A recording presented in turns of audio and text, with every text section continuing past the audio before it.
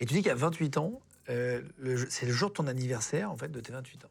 Tu tapes dans la glace, tu te regardes dans un miroir et tu tapes dans la glace, c'est pourquoi? En fait, c'est violent parce que à 28 ans, je vais me rendre compte que j'ai pas encore réalisé mes rêves.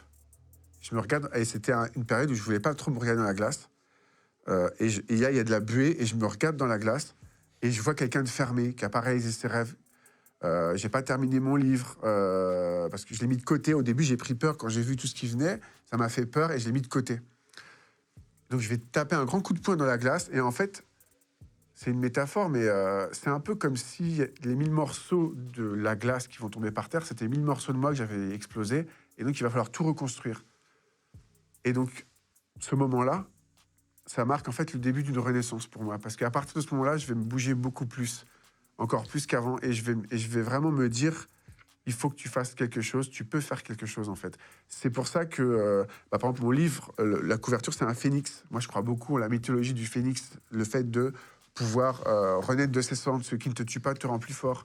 La résilience, toutes ces choses-là. Obscure Clarté Résurrection, je rappelle, si vous voulez le lire, et lire toute l'histoire de Florent, je vous mets le lien, toujours en cliquable sous la vidéo.